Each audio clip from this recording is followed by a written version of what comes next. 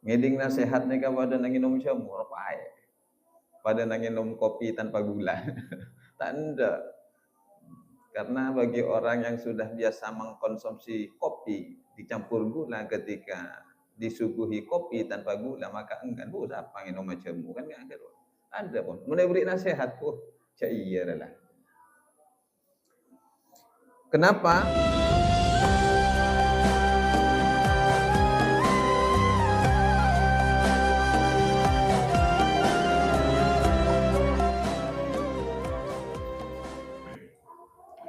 Bismillahirrahmanirrahim. Alhamdulillahirabbil alamin. Wassalatu wassalamu ala asyrafil mursalin sayyidina Muhammadin sallallahu alaihi wasallam wa ala alihi wa sahbihi ajma'in. Subhanaka la ilma lana illa ma 'allamtana innaka antal alimul hakim. Rabbi shrah li sadri wa yassir li amri wa hlul 'uqdatam min lisani yafqahu qawli. Muhammad Nabi wa hibbul mursalin. Allahumma inni hatta darada. Qala al-musannifu al-imam hujjatul Islam Abi Hamid Muhammad bin Muhammad al-Ghazali al-Qusi rahimahullahu ta'ala wa nafa'ana bihi wa bi'ulumihi wa bi'ulumi ladunniyatihi wa amadana bi asrarihi wa khususiyatihi fi daraini amin. Bismillahirrahmanirrahim. Melanjutkan wasiat Imam Ghazali terhadap para santrinya. Ayyuhal waladu, wahai anakku, an-nasihatu sahlatun, memberi nasihat itu sangat mudah. Wal muskilu qabuluha, namun menerima nasihat itu sangat sulit. Ini ungkapan yang luar biasa. Memberi nasihat itu mudah, tapi menerima nasihat itu sulit. Karena umumnya manusia suka memberi nasihat, tapi sangat sedikit sekali yang mau menerima nasihat. Nama boleh ketika memiliki sebuah peringkat yang lebih tinggi dari yang memberi nasihat, mereka malarat untuk menerima nasihat. Umpamanya RT memberi nasihat kepada kepala desa, itu susah untuk diterima. Atau rakyat memberi nasihat kepada presiden, itu biasanya susah untuk diterima. Padahal dalam urusan nasihat, tawassaw bil haq dan tawassaw bis sabr, ini kan artinya dalam konsep tawassaw, saling memberi nasihat itu milik siapapun. Ketika kebenaran itu datang, tak pandang siapapun harus sanggup untuk menerimanya. Itu nasihat. Tapi nyatanya dalam kehidupan manusia, ya memang seringkali terjadi seperti itu. Untuk memberi nasihat semangat, tapi untuk menerima nasihat itu sangat sulit. Padahal Allah sendiri mau menerima usulan dari para malaikat Allah. Allah itu mau menerima usulannya para malaikat. Nasihat itu kan semacam usulan. Kemudian mon ala ko ngak nikah kan tak bagus, mon ala ko ngak nikah ki bagus. Itu kan semacam nasihat atau usulan. Itu terbukti di dalam Al-Qur'an surat Al-Baqarah ketika Allah memberikan maklumat kepada para malaikat bahwa Allah akan menciptakan suatu khalifah atau seorang khalifah di muka bumi. Pertama kali Allah akan menciptakan Adam, Allah sudah memberitahu terlebih dahulu kepada para malaikat. Wa idz qala rabbuka lil malaikati inni ja'ilun fil ardi khalifah. Ketika Allah berkata kepada para malaikat bahwa Allah akan menciptakan seorang khalifah di muka bumi. Lalu malaikat setengah komplain, setengah memberikan usulan, ya setengah memberikan usul, ya nasihat lah kira-kira. Qalu, kata malaikat ini, ataj'alu fiha may yufsidu fiha wa yasfiku dima. Apakah engkau akan menciptakan atau menjadikan orang yang hanya akan membuat kerusakan dan menumpahkan darah di muka bumi. Jadi usulan malaikat itu bukan tanpa alasan, karena sebelum terciptanya Nabi Adam itu sudah ada makhluk yang menghuni bumi. Jadi Nabi Adam ini kan bukan makhluk pertama kali yang yang menghuni bumi, yang menduduki bumi, tapi ada sebelum Nabi Adam makhluk yang menghuni bumi itu ada, yaitu kelompok dari jin. Kelompok-kelompok jin itu adalah penduduk pertama di muka bumi. Cuma karena terjadi sebuah huru-hara, perebutan kekuasaan, sehingga bumi itu menjadi kacau. Nah, untuk menjadikan agar bumi itu kondusif, Allah ingin menciptakan seorang pemimpin atau penguasa yang bisa menciptakan bumi itu kondusif, yaitu yang disebut dengan seorang khalifah. Khalifah itu pemimpin, dikomandoi oleh Azazil, kelompok jin yang sekelas dengan malaikat. Artinya bahkan menjadi penghulunya para malaikat itu, Azazil. Yang pada akhirnya Azazil ini berubah nama menjadi iblis karena tidak mau sujud kepada Adam. Cok senior, sujud ke junior. Kira-kira seperti itu. Apalagi Azazil diciptakan oleh Allah dari api, sedangkan Adam diciptakan dari tanah. Secara kelas sudah beda. Ini kasta dalam bahasa susunan peringkat kederajatan di dalam tingkatan sosial kemasyarakatan. Kasta Brahman kan ada seperti itu. Kasta Sudra dan semacamnya. Nah, mungkin Azazil ini merasa dirinya kasta termulia karena tercipta dari api. Sedangkan Adam itu diciptakan hanya dari tanah saja. Amul ja'an sekumah, makmur, tiba-tiba kok disuruh sujud ke Adam. Wa idh qulna lil malaikati usjudu li Adama fasajadu illa iblis. Ketika Allah sudah menciptakan Adam, sudah secara sempurna Adam itu dikadar untuk menjadi khalifah di muka bumi. Lalu Allah memerintahkan kepada seluruh malaikat termasuk dari kelompok jin yang waktu itu masih dalam satu komando.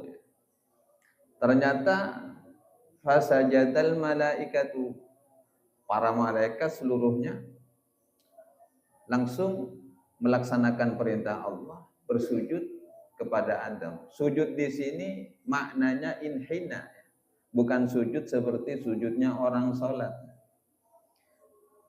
Maknanya inhina. Inhina itu ruku, nunduk, benih pas sujud ke bawah. Jadi malaikat itu tidak sujud kepada Nabi Adam secara sujudun fi sholati, ya, di dalam sholat enggak, tapi maknanya inhina, nunduk.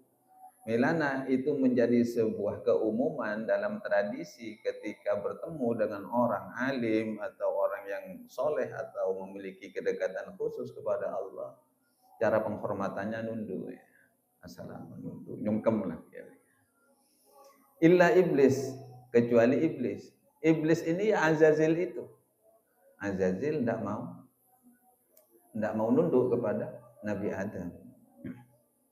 Dengan sombongnya, aba wastakbara. Aba maknanya enggan, memang tunduk. Walaupun Allah sendiri yang memerintah kepada Azazil untuk sujud kepada Adam, ya tidak mau. Wastakbara, bukan cuma enggan, tapi istakbara, menyombongkan diri. Bentuk menyombongkan dirinya seperti apa? Khalaqta min tin. Engkau menciptakan Adam itu kan hanya dari tanah, sedangkan wa khalaqtani min narin. Engkau menciptakan saya itu dari api. Tidak ada harganya. Itulah orang-orang yang contoh atau parebesan saya tak andakkan dari mana sehat. Mensuruhnya torpeter. Tapi ketika icatore pas panas koping. Nah. Makanya orang bijak itu sekocak orang alim ongkuan. Ketika dia tidak banyak mengeluarkan ucapan tapi banyak menerima ucapan. Orang alim ongkuan ni kata banyak keluar bentar, tak banyak nyata. Nama boleh pas pada alim. Ni pas ngatua ngatua ilmu. Ngatua saya kemacang alim mana. Itu bukan karakter orang-orang berilmu. Orang berilmu itu lebih banyak memilih diam. Lebih banyak menerima nasihat daripada memberi nasihat. Karena orang terlalu banyak memberi nasihat itu khawatir ada bibit-bibit kesombongan di dalam dirinya. Dan yang kedua, orang yang suka memberi nasihat lebur, suka memberi nasihat itu. Akhirnya dia enggan untuk menerima nasihat. Akhirnya menjadi wakana minal kafirin, termasuk orang-orang yang mungkin tak andekah kebaikan, kebenaran. Seperti contoh pas padana Kak Tris umpamanya beri nasihat yang bagus untuk al-fakir pribadi mukhlas tak bagus karena dianggap Kak Tris tak hafal Quran pas tak galak nasihat, padahal nasihatnya itu nyata betul. Jadi nasihat kebenaran datang dari siapapun itu harus diterima. Putih keluar dari pantat ayam itu kalau digoreng enak telur, walaupun dari pantat ayam kan pote keluar dari burin aja mereka. Pas egala, kuring, otak boy kacemu seger sehat. Koneng dari anuna raja, cana pagala bonimas nih. Bisa beri penyakit. Jadi itu diantara perbandingan. Nasihat itu dari siapapun. Itu ya. Li'annaha, kenapa kok demikian kata Imam Ghazali? Li'annaha, karena nasihat itu fi madzaqi muttabi'il hawa, di dalam perasaannya orang yang mengikuti hawa nafsu, murratun, sangatlah pahit. Orang yang sudah terjerumus tanoro kanapsona, ngeding nasihat nika pada nanginum jamur pahit, pada nanginum kopi tanpa gula. Tak ada. Karena bagi orang yang sudah biasa mengkonsumsi kopi dicampur gula, ketika disuguhi kopi tanpa gula maka enggan. Bu, apa nginum jamu kan enggak ada. Ada pun. Mulai beri nasihat tuh, iya lah. Kenapa? Idzil manahi mahbubatun fi qulubihim. Karena larangan-larangan mahbubatun sudah menyelam, sudah menjadi sesuatu hobinya fi qulubihim, di dalam hati mereka. Karena larangan-larangan dari Allah sudah biasa dilakukan dan menyerap ke dalam hatinya, sehingga ketika mendapatkan nasihat-nasihat kebenaran itu kok merasa pahit atau merasa panas hatinya. Pasti Anda ya jakna siapa. Contohnya saporan aku ketika diberikan sebuah pandangan bahwa khamr itu haram bagi orang pecandu khamr, minuman keras, tanda susah untuk dinasihati. Yang bisa menasihati itu bukan orang lain, tapi dirinya sendiri dan hidayah dari Allah Subhanahu wa taala. Bahkan ambu cak minum lek, cak minum arak, cak minum khamr. Bah, engko bisa tibi. Ngene boleh engki kan. Boneko boni kampung gatika. Neko mele tibi. Apun tu tibi. Minum tibi. Pacet engki. Apun tu tibi, minum tibi tak cek-cek. Tapi itu sana kadang ipanya loro bi Allah Taala kayak Papa Domilo. Jangan salah. Ketika dosa itu semakin dilakukan secara terang-terangan, maka Allah mengadab secara merata, bukan untuk perorangan juga. Sehingga di dalam Al-Quran itu di surat Al-Anfal ada bahasa begini kalimatnya Allah, wattaqu fitnatan la tusibanna alladzina zalamu minkum khassah wa'lamu annallaha syadidul iqab.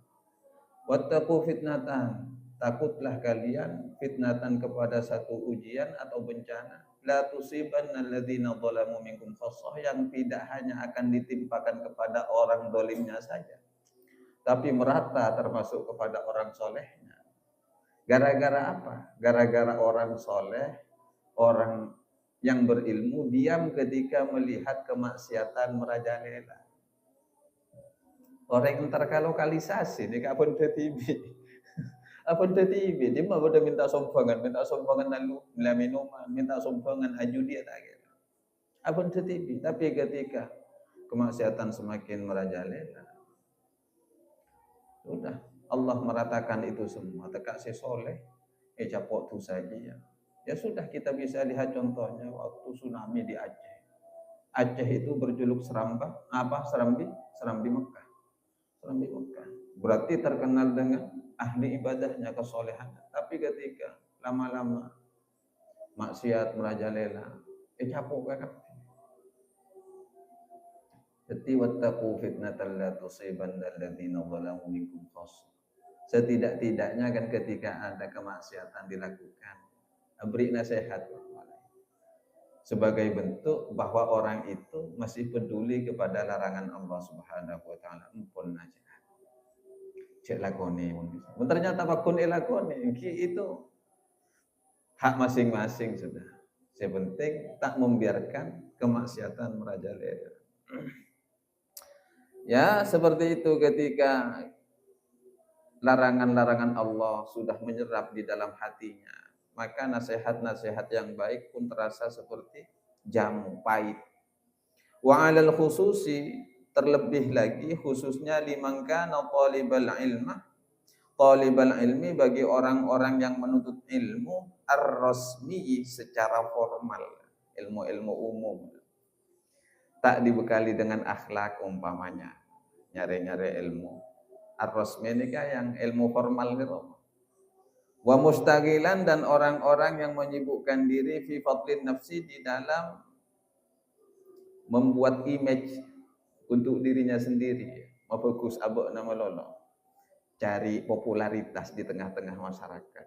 Orang yang sibuk mencari popularitas di tengah masyarakat, biasanya ketika mendapatkan nasihat bertersinggungan, biasanya mudah tersinggung karena merasa dirinya paling hebat. Juga wa manaqibid dunya, dan orang-orang yang mencari prestasi dunia saja. Di antara beberapa orang yang susah untuk menerima nasihat adalah ya seperti ini, orang-orang yang mencari prestasi dunia, orang-orang yang sibuk mencari popularitas di tengah masyarakat, dan orang-orang yang hanya sekedar mencari ilmu-ilmu dunia, ilmu formal saja. Kenapa demikian? Fa innahu yuhsabu, karena sesungguhnya yuhsabu, ia menyangka, annal ilma al mujarrada lahu sayakunu najatuhu wa khalasuhu fihi. Ia akan mengira, menyangka bahwa cukup dengan ilmu itu saja dia sudah akan selamat dan akan ditolong kelak di hadapan Allah Subhanahu wa taala. Cukuplah ajar ilmu. Wa annahu mustaghnin 'alal amali, dan ia merasa menganggap bahwa ilmu itu tidak perlu diamalkan. Wa hadza i'tiqadul falasifati, kata Imam Al-Ghazali. Ini adalah keyakinannya orang-orang ahli filsafat, orang-orang ahli logika. Orang mun pun berak ngandalaki akal lama lolong logika. Jadi ilmu nika cukup eka andi, tak usah amal lagi lah aroma selamat. Padahal itu hanya kembangan. Dalam setiap kembangan butuh rapetan mun ilmu pencak silat nih. Mun kun berak kembangan tak ajar rapetan. Kisal but serang orang gila selangkana tak wado kosak. Jadi mun orang ajar rapetan benih kun berak ajar kembangan. Ini kayak temu. Teka amu sobi yang tak sejalan atau tak sama langkahnya nih kan. Maca kacilan nih kan orang-orang saya ngamal lagi ilmu. La ya'lamu hadzal maghruru annahu hina hassala al-ilma idh lam ya'mal bihi takunu al-hujjatu 'alaihi akada. Ia tidak akan pernah mengetahui, atau orang yang tertipu seperti ini tidak akan pernah mengetahui bahwasanya ketika ia telah memperoleh ilmu lalu tidak diamalkan, maka takunul hujjatu, penekanan atau tuntutan di hadapan Allah alaihi kepada orang tersebut akada, itu lebih dahsyat. Orang saya ngaji ilmu tapi tak elakoni laku ya junana Allah nika. Tuntutannya berat. Kada. Jadi mun kon gerah lebur ngaji tak elakoni. Otaba kiai pada kiai jarkoni. Ustad jarkoni. Bisa ngajar tapi tak bisa ngalakoni. Nika jarkoninya. Ngajar bisa ngajar tapi tak bisa ngalakoni jarkoni. Kama qala sebagaimana qala telah bersabda siapa Rasulullah sallallahu alaihi wasallam, asyaddun nasi 'adzaban yaumal qiyamati 'alimun la yanfa'uhu Allahu bi'ilmihi. Paling dahsyatnya siksaan, paling dahsyatnya manusia mendapat siksaan kelak pada hari kiamat di hadapan Allah adalah orang alim yang ilmunya tidak dijadikan manfaat oleh Allah Ta'ala. Nikah paling dahsyat berat. Angka namun orang lambak nikah nyari ilmu tak terlalu banyak barana. Sagoni tapi yaman lagi mun samakeun nikah butuh renci, butuh katu. Ngaji sama mana sampai tak dukai lakoni. Maka dalam lambak nikah boleh jauh-jauhan. Setong amal lagi dulu. Kan ngaji bismillah nikah yaman lagi ungguan lambak. Mun samakeun bismillah nikah takir itadoi.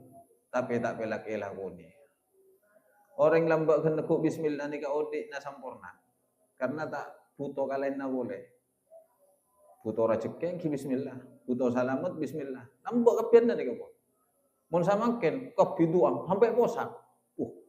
Engko punya utang ya. Apa sih bocah apa sana? Padahal pun pada bismillah gelu.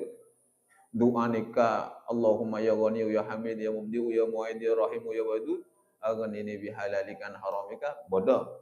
Bismillahirrahmanirrahim neku termasuk al-ghani syakurul munir razzaqul fattahul kafil hasibul wakilul mu'tilul neku termasuk ya latif neku Allahumma inni as'aluka tarzuqun neku pasti dan di otak nika pas posang berarti ilmu nata yang lagi nika saya kan masih baca ki entar nyari guru boleh kan pun di kabupaten. Jadi itulah yang disebut dengan banyak ilmu tapi tak manfaat. Jadi hati-hati.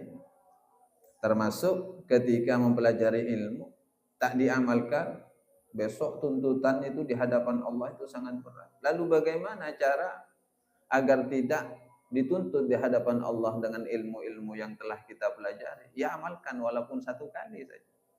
Walaupun sekalian ini amal lagi. Paham ke ilmu na puasa? Amal lagi.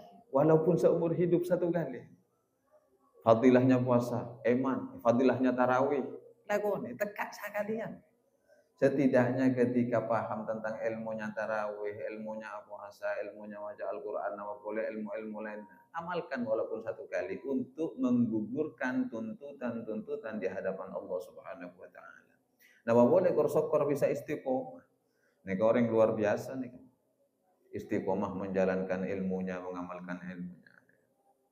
Tako masuk ke tubuh kanjeng Nabi ini asyadun nas, manusia yang paling parah siksaannya pada hari kiamat di hadapan Allah adalah orang yang memiliki ilmu tapi tidak diberikan nilai manfaat oleh Allah Subhanahu wa Ta'ala. Mun ilmu na banyak, yang tak beri manfaat ilmu ya Allah. Banyak orang enggak kenekan. Banyak ilmu na tapi tak beri nilai manfaat ya Allah. Artinya tak barokah maksudnya. Tak barokah. Walaupun ilmu tak barokah, apa yang bisa dilakukan dengan keilmuan itu?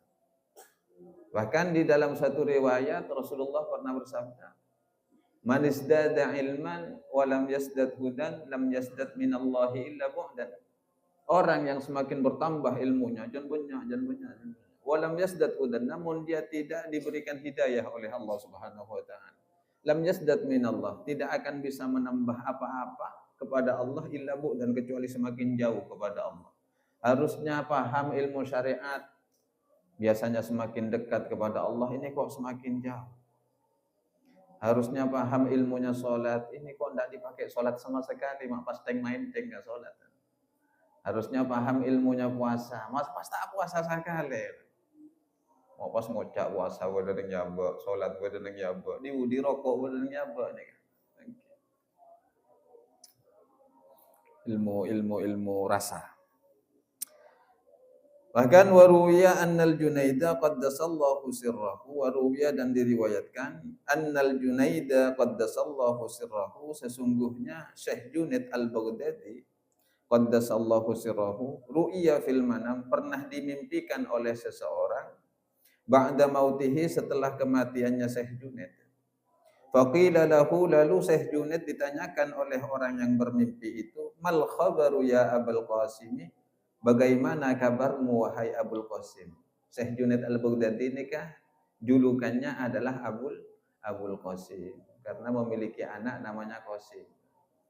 Junaid Al-Baghdadi, imam tasawuf nih, kiblat Ahlus Sunnah wal Jamaah di dalam tasawuf.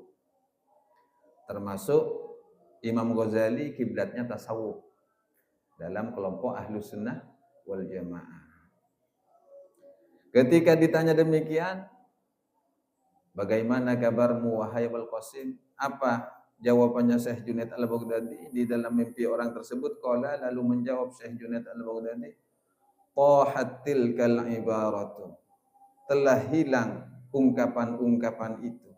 Wa faniyatil kal isyaratu, telah sirna petunjuk-petunjuk itu. Wa ma nafa'ana, tidak ada yang memberikan manfaat sedikit pun kepada kami, illa rukai'atun, kecuali rokaat-rokaat kecil, kecuali beberapa rokaat kecil, roka'naha yang kami lakukan fi jawfil laili, pada tengah malam. Tak ada si manfaat sama sekali. Ternyata si manfaat perbuatan-perbuatan yang sepele ketika di dunia yang pernah kami lakukan. Termasuk sholat malam walaupun 2 rakaat, walaupun gerakannya cepat, ada nagla, walaupun sholatnya hanya 8 rakaat tarawih, 11 witir, Pontong imam hafal Quran. Ketika ta'ibulai kila ya ayyuhalladzina amanu anfiqu mimma razaqnakum min qabli ayyatiya buru loncat kabudi, karena orang ngapal Quran temu lopot abuli boleh kan. Itu hebatnya orang ngapal Quran ya enggak itu. Walaupun lah salah aulang tepak lopot ini. Nanti sapasraan, tapi bagus itu sudah. Menyuguhkan prestasi nikmat dari Allah, untuk Allah itu luar biasa. Nikmat itu namanya. Wujud syukur itu bukan cuma sekedar alhamdulillah. Alhamdulillah nikmat. Ketika nikmat itu dipakai untuk mengabdi kepada Allah, itu kan nikmat yang luar biasa. Pak apal Quran ya Allah, pas apal Quran nanti kan bocahanna bocah dalam sholat, ikibak sujud ke Allah, ini kan luar biasa. Jadi tak perlu khawatir, salah itu manusiawi. Tapi mau salah terus saja sarah gelu. Itu bukti bahwa tidak ada orang bodoh ya. Tidak ada orang yang tidak mampu menghafal Al-Quran. Al-Quran itu walaqad yassarnal Qur'ana lidzikri fahal mim mudzakir. Itu bahasanya Allah sendiri. Allah itu sudah sedemikian rupa mempermudah Al-Quran agar mudah dihafal. Jadi mun pas bada orang ngocak, tak kelar ngapal lagi Al-Quran. Bukan tak kelar, kurang kesungguhan di dalam belajar dan menghafal. Karena bahasanya menjada wajada. Orang yang serius bersungguh-sungguh wajada pasti berhasil. Pasti itu. Buktinya tadi yang awalnya nakrir tak lancar, tapi ketika diberi tugas alhamdulillah lancar. Kalau biasanya justru lo sapa rapat tak lancar. Tapi ternyata ketika disuguhkan kepada Allah, Allah memberikan karunia-Nya lagi, pasti lancar ya Allah. Saya yakin, coba di luar Ramadan nanti, yang pernah ngimami itu yang seperempat yang pernah dibaca fi sholati, pas dibandingkan dengan di luar sholat yang pernah dibaca, itu pasti saya paling cekak itu yang pernah dibaca di dalam sholat. Makanya kenapa? Kunci sukses untuk mencapai kelancaran di dalam menghafal Al-Quran, nakrirnya itu diseringkan di dalam sholat. Walaupun seperempat, setengah juz. Bukan cuma nakrir di luar sholat. Nakrir. Coba orang-orang lambat, saya tak pati jarang ngaji. Apa kulhu pak lancar? Karena di dalam sholat maca kulhu malolo. Ekhiba ngadep ke Allah. Kulhu na ekhiba ngadep ke Allah. Baca. Waladhalin amin. Kulhu Allahu ahad. Kulhu boleh. Coba sekarang. para penghafal Al-Quran sudah diberi nikmat dari juz 1 sampai juz 30. Ya disuguhkan kepada Allah Subhanahu wa taala. Hal-hal yang sepele seperti itu kelak akan ada nilai yang sempurna di hadapan Allah Subhanahu wa taala. Sebagaimana jawabuna Syekh Junaid Al-Baghdadi, ternyata manafa'ana illa rakaatun, ternyata amal-amal yang besar itu atau ilmu-ilmu yang banyak tidak memberikan manfaat sedikit sekali kecuali rakaatun, beberapa rakaat-rakaat yang kecil yang dilakukan di tengah malam. Kiba ibadah berngabti dari Allah Subhanahu wa taala. Semoga senantiasa apa yang telah kita amalkan walaupun sepele kecil asaduka atau sakone ibadah dari Allah pun tidak sakat maca istighfar 3 kali memiliki nilai yang sempurna kelak di hadapan Allah Subhanahu wa taala, menjadikan pengangkat derajat kita dan menjadikan Allah suka kepada kita dengan keistiqomahan yang kecil. Semoga bermanfaat. Ala hadhihi niyah al-Fatihah. Bismillahirrahmanirrahim. Iyyaka na'budu wa iyyaka nasta'in. Shiratal ladzina an'amta 'alaihim. Ayyuhal waladu la takun minal amali muflisan wallahu a'lam. Wassalamu alaikum.